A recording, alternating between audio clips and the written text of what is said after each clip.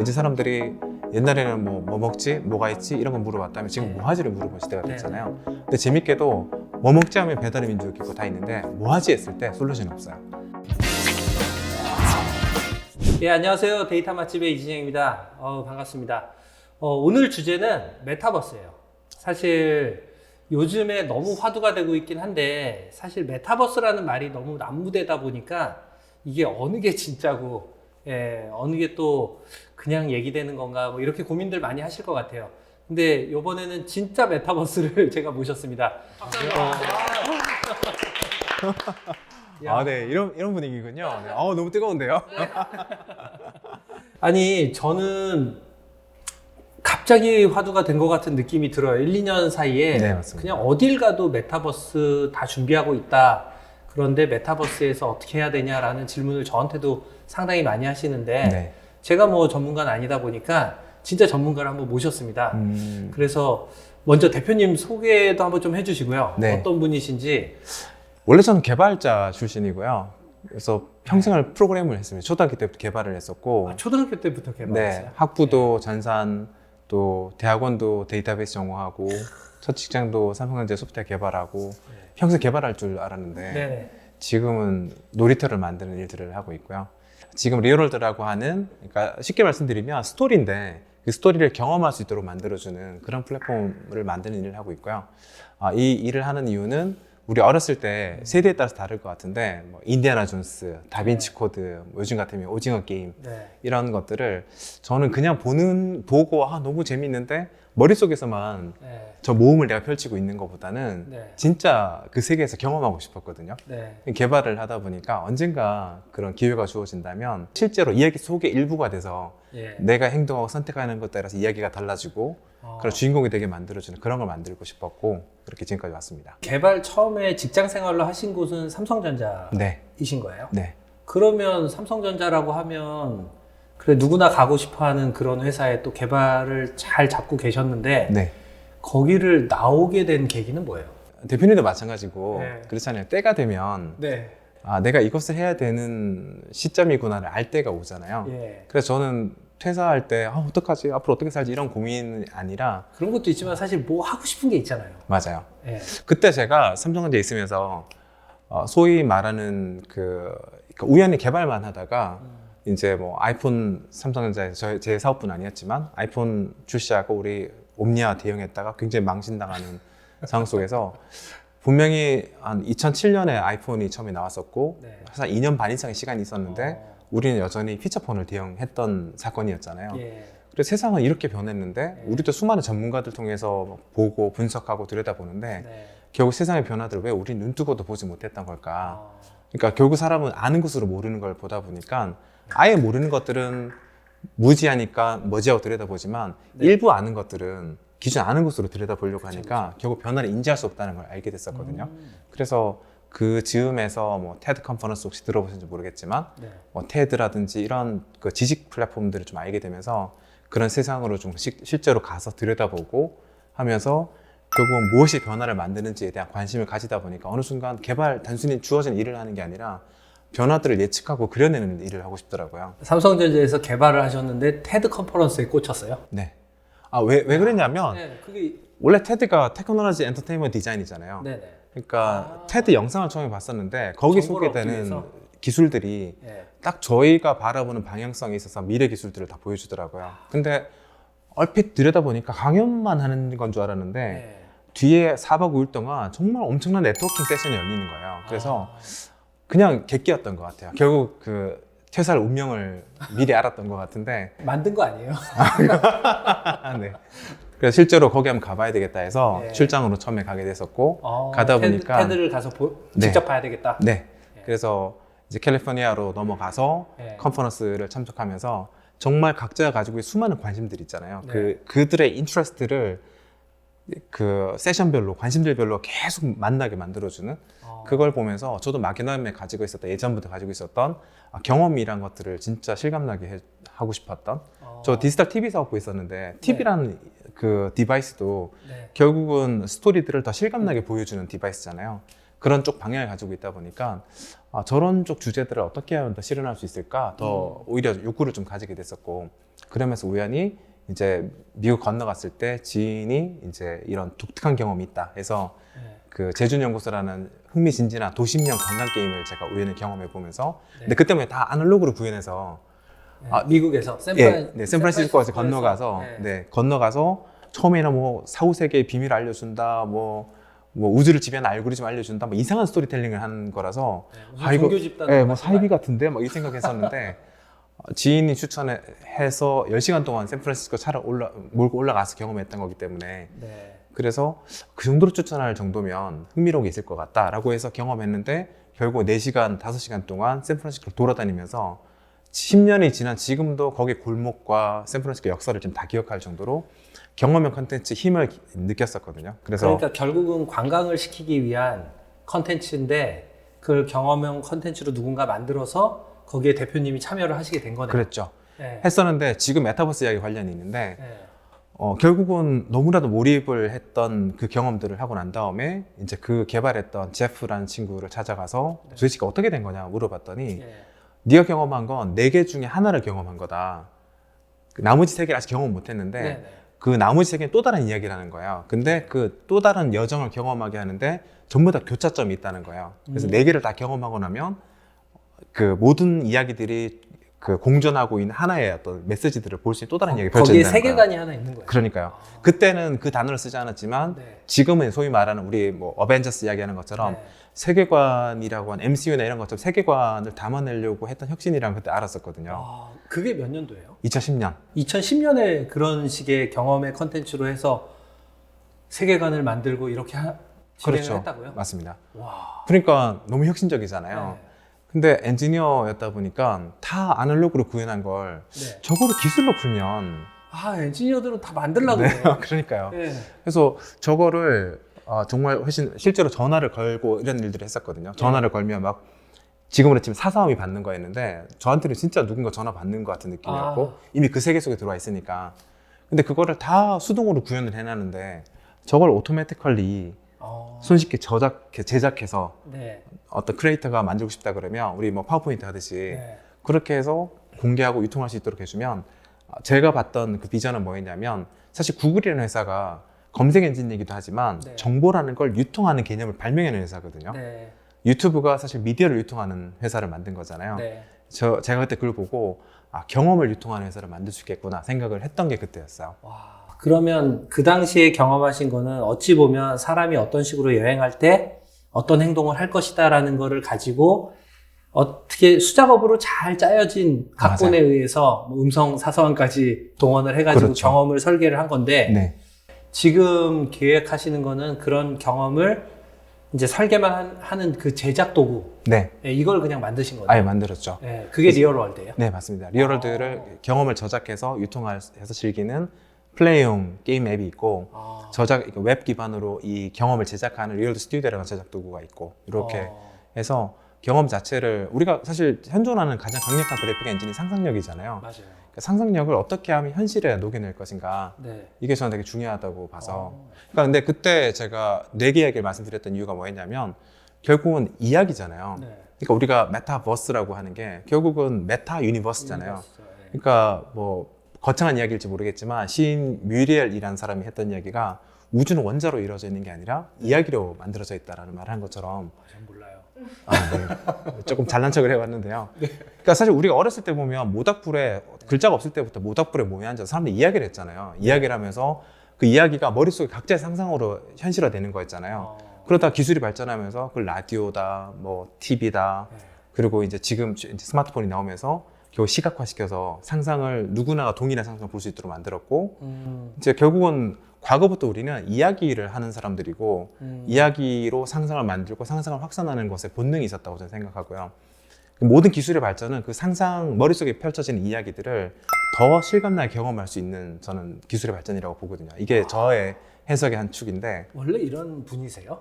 네, 저도 제가 몰랐던 저를 발견하고 있는 그런 과정이 있습니다. 이 말이 너무 멋있어요. 상상력을 제작할 수 있게 하겠다. 그게 리얼월드인 거잖아요. 네, 그렇죠. 그럼 리얼월드에 대해서 한번 조금 더 구체적으로 한번 설명을 좀 해주시겠어요? 리얼월드에 제가 가입을 하면 뭘 할 수 있는 거예요? 그러니까 기본적으로 리얼월드는 그러니까 처음에 일단 이렇게 할 수 있겠죠. 그냥 기본적으로는 여러분이 소설을 생각하시면 네. 이야기를 그냥 쓰실 수가 있어. 파워포인트 쓰듯이. 네. 근데 그런 상상이 들겠죠. 그냥 사람들이 일반적으로 읽는 글이 아니고 예. 읽다가 갑자기 이 지점에서 뭔가 예를 들면 오징어 게임 이야기가 좋을 것 같아요. 오징어 게임 소설을 썼는데 네. 중간에 보면 전화번호가 등장하잖아요. 네. 그래서 거기에 사람들이 이게 진짜 걸 수 있는 번호인가? 전화를 걸었더니 그렇죠. 그게 실제 게임 전화번호가 아니라 진짜 번호라서 막 저 그거 하는 회사 아니에요 라고 해서 되게 이슈가 뉴스가 됐던 적 있잖아요. 네. 네. 근데 우리가 어떤 재미있는 상상을 글로 쓴다고 생각했을 때 어느 순간 이 상상을 그냥 읽는 게 아니라 만약에 저 전화번호에 자기가 상상한 그 상황 속에 전화번호에 진짜 전화 걸 수 있다면 이정재가 막 받아. 네 전화를 딱 걸었더니 뭐 이야기하고 나중에 게임에 참여하시겠습니까? 라는 반응을 듣는다면 네. 되게 더 재밌겠잖아요. 재밌죠. 네. 그러면 그 전화 기능을 여기에 입히면 어떨까? 또는 말 그대로 뭐 어디 갔더니 지령을 007처럼 네. 어디 가서 지령을 기다려라. 그러면 그런 거 많이 봤잖아요. 네. 네. 근데 공전 옆에 갔더니 실제로 전화가 울려서 전화를 받았더니 감시되고 있으니까 어디로 가라 라는 지령을 받을 수 있다면 공중전화 옆으로 갔는데 그게 막 울려. 전화가 실제로 울려. 내가 막 받았더니 지령을 받아. 되게 재밌겠다. 너무 재밌겠죠. 뭐 그것뿐만 아니라 뭐 어디 갔더니 뭐 갤러리에 갔는데 네. 전시관에 갔는데 갑자기 그림이 3개가 있어야 되는데 하나가 없어요. 내 눈에 보이지 않는 뭐가 하나 있다고 자꾸 이야기를 해. 네네. 근데 거기 비춰봤더니 갑자기 그림이 싹 나와요. VR 같은 걸로. VR이나 AR 같은 게 네. 나오면 되게 재밌겠죠. 그러네. 뭐 그리고 어디 가서 열려라 참게 했더니 갑자기 문이 아니라고 생각했는데 문이 열려. 네. 그러면 너무 재밌잖아요. 네. 사람 머리는 그런 상상을 하거든요. 이게 네. 진짜 된다면 생각을 하잖아요. 예. 그걸 만들어주는 게 리얼 스튜디오거든요. 그걸 어떻게 구현해요?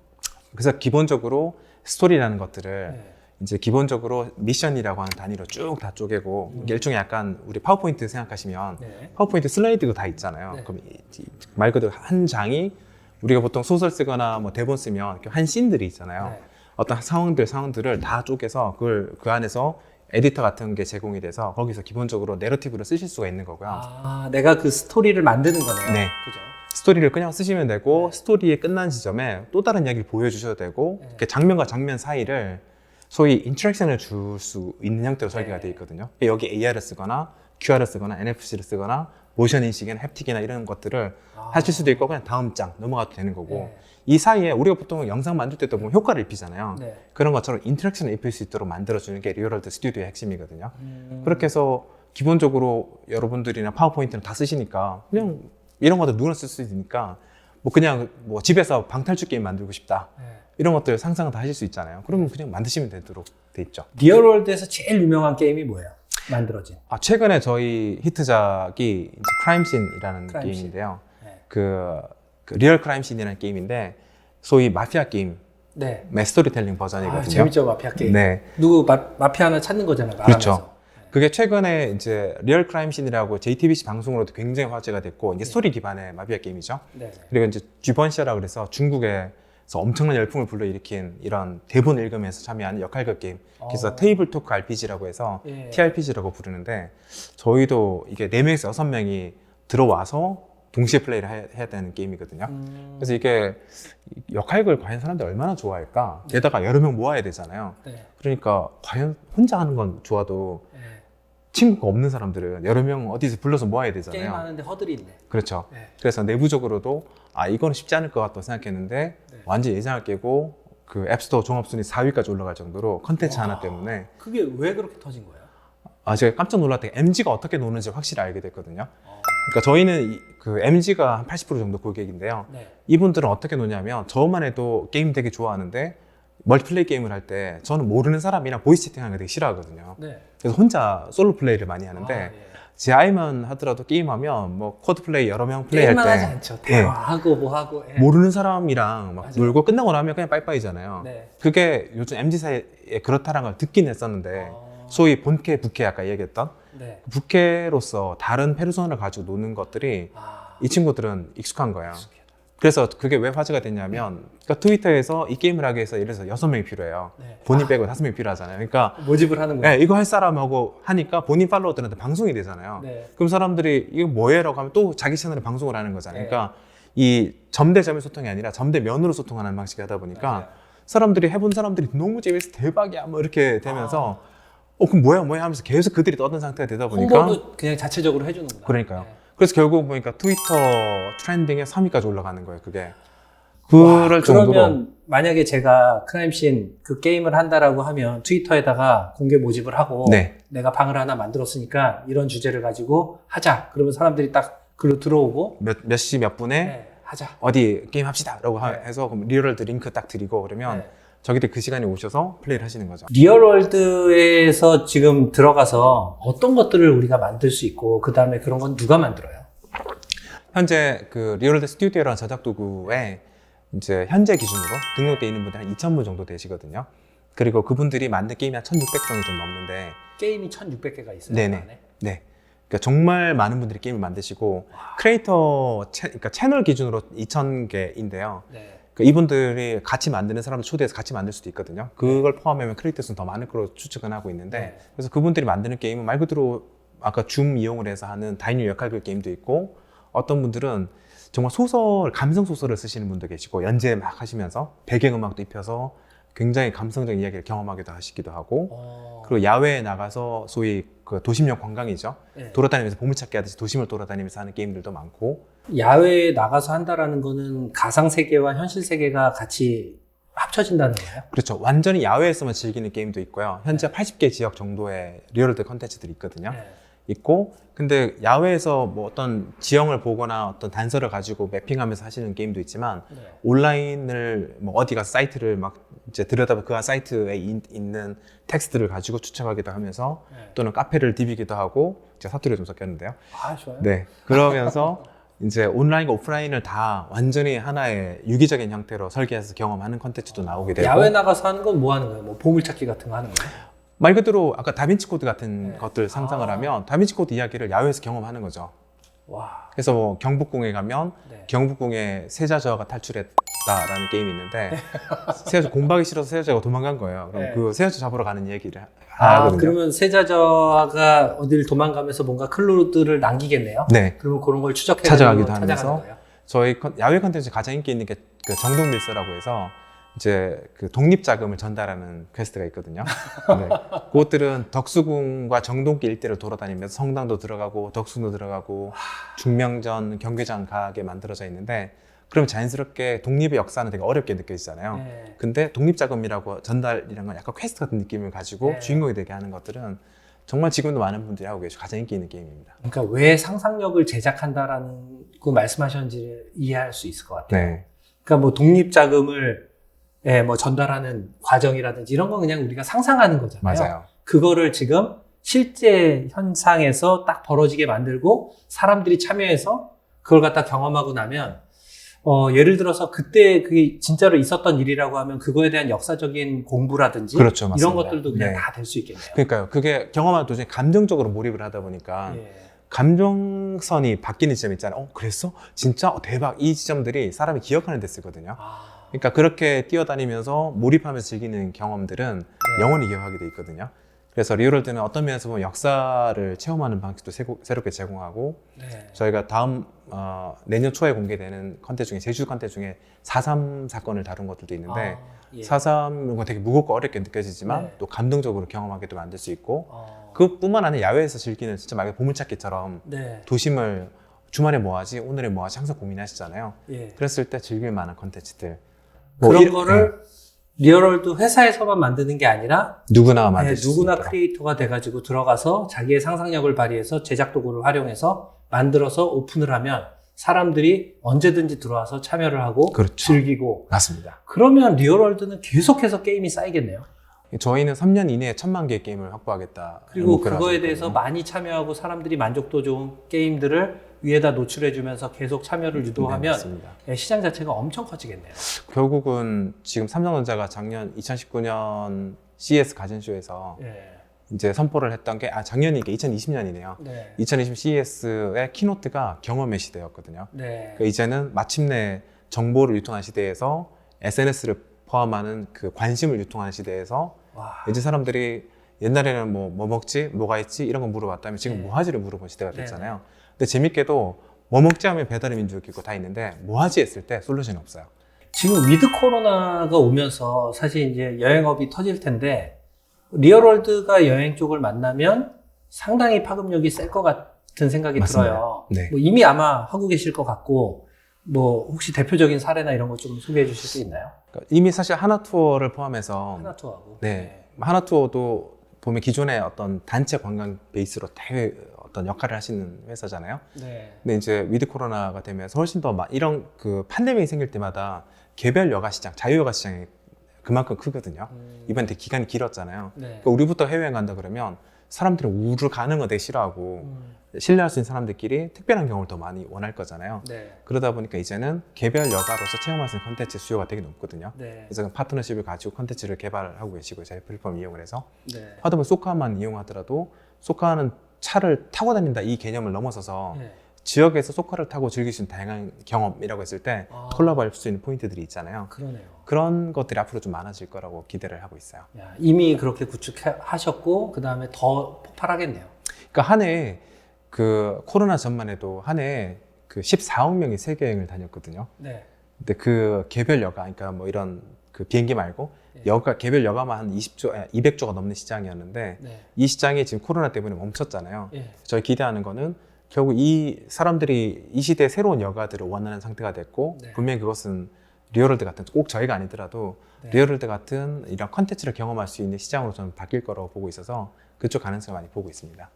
그 대표님, 지금 사실 내년에 공공 쪽도 그렇고 민간 쪽도 그렇고 메타버스에 상당히 많은 관심들을 보이고 메타버스로 뭔가를 구현해야 되는 숙제들을 참 많이들 맞습니다. 기업에서 받으셨어요. 네네. 근데 이걸 진짜로 이렇게 준비하시는 분들에게 어떤 얘기를 해주고 싶어요? 그러니까요. 결국은 그 사업하시는 분들 입장에서 B2B나 B2G 쪽을 보신다면 좀 이야기가 다른데 결국은 시장에서 개별 기업이 또는 기관이라든지 뭐 관공서를 포함해서 많은 곳들이 지속 가능성을 생각하신다면 결과적으로 저는 스토리라고 보거든요.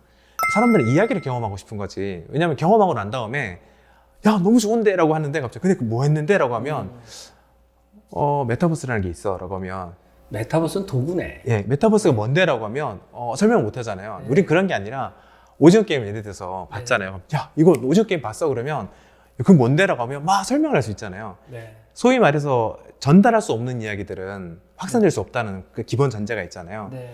그러니까 메타버스에 있어서 제일 제가 보는 저 어떻게 보면 저도 하나의 주장에 불과할 수, 하나의 방점에 불과할 수 있는데 결과적으로는 시장에서 성장하려면 네. 사람들한테 향유될 수 있는, 전파될 수 있는 경험해야 하거든요. 네.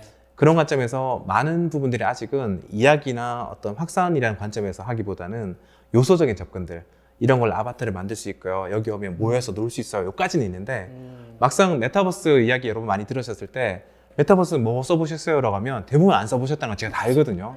딱 제가 알고 있습니다. 제가 보시는 거. 근데 막상 플레이 해보시면 왜 사람이 없지? 이러실 거거든요. 네. 왜냐하면 거기 기본적으로 이제 소위 동질 집단들끼리 와서 이야기하는 방이지 그분들끼리 모여가지고 자 이제 우리 어떤 모험을 해볼까? 라고 하는 순간 모험을 할 수 없는 게 아직 VR 기반의 메타버스, 가상 기반 메타버스 앱의 아직은 일반적 특성이거든요. 그냥 모이게만 만들었지 그들이 할 게 없구나. 그러다 보니까 그쪽에서 훨씬 더 진보된 형태, 예를 들면 로블록스 같은 경우에는 그까지 가능하거든요. 네. 그러다 보니까 크리에이터들이 만든 게임만 800만 개가 넘어서 결국은 오징어 게임 뜨니까 로블록스 안에만 오징어 게임 100종 이상이 있잖아요.